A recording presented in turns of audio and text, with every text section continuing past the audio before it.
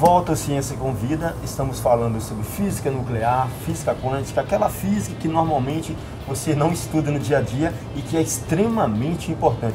Na verdade, eu até vejo que deveria ser testado mais sobre essa física, que é essa física que move a questão da parte tecnológica, toda a pesquisa em si. Exato, né? Toda a tecnologia que a gente tem de ponta hoje, ela tem como embasamento as descobertas, principalmente da física quântica, né? Então, inclusive o transistor, o laser, todos foram desenvolvidos a partir do desenvolvimento da física quântica no início do século passado. Ok, física nuclear e física quântica é a mesma coisa? É parecido?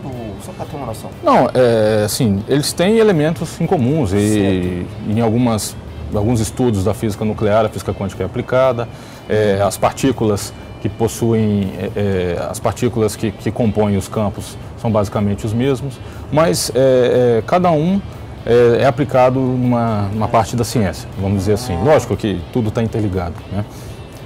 Bom, a física quântica, ou também conhecido como mecânica quântica, né? Eu prefiro esse termo do que... Ela vem explicar aquele mundo subatômico, né? Ou seja, ele vem nos mostrar que as leis que regem o mundo das partículas, ou seja, elétrons, prótons, os átomos em si, são completamente diferentes das leis que explicam o nosso mundo macro. Ah, certo. Então, tipo assim, esse livro cai. A lei que explica isso aqui não é o que vai explicar... Exatamente. A mecânica clássica, né, hoje nós conseguimos, aliás, desde muitos anos atrás, nós já conseguimos determinar as órbitas dos planetas, nós já conseguimos calcular o deslocamento de uma onda quando algum objeto cai dentro de um lago, a gente sabe como calcular essa propagação da onda, a gente sabe calcular a trajetória de uma bola, de um objeto qualquer, né? Tudo isso a física clássica explica, né? Desde o comportamento dos movimentos dos corpos celestes até das coisas mais cotidianas da nossa vida, né? Como a velocidade de um carro e por aí vai. A física quântica ela vem explicar fenômenos que até o início do século passado estavam desconhecidos para a raça humana. E quando começaram a ser descobertos, só mesmo grandes cérebros da época, né, que conseguiram entender e explicar isso. Dentre eles, né, Albert Einstein, Niels Bohr, Max Planck, todos esses foram os pais da tecnologia que a gente tem hoje, nasceu junto com os pensamentos desses cientistas. Certo, né? Você falou e no bloco anterior, você estava comentando a questão da matéria, né? Que você tem um átomo, grande parte dele é aquele vazio que é uma energia.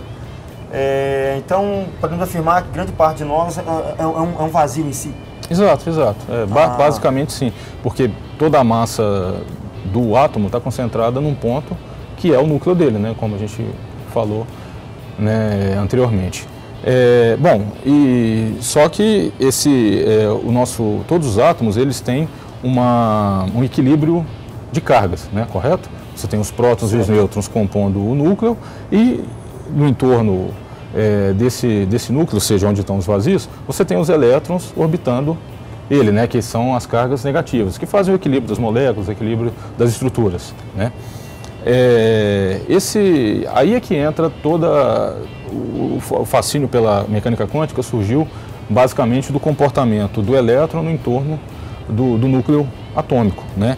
E vamos dizer assim, a mecânica quântica ela ganhou seu maior impulso através de um teorema, né, vamos dizer assim, da teoria de Niels Bohr, onde ele imaginou que o núcleo atômico ele era parecido com o modelo de um sistema solar, onde você tinha as camadas. Exatamente, onde você tinha o núcleo do átomo e os elétrons orbitando em torno do núcleo. Só que tinha uma diferença ali para o sistema solar. No sistema solar, por exemplo, né, a gente tem o Sol e os planetas orbitando no entorno dele. As órbitas dos planetas nesse sistema, elas foram determinadas através da aleatoriedade, ou seja, quando ocorreu o Big Bang e tudo, né, você tinha o Sol passando por aquele caminho, você tinha as concentrações, as massas daqueles planetas, né, que foram se agrupando ali e se ajustaram naquelas órbitas, mas aquelas órbitas poderiam ser diferentes, elas não estão pré-programadas.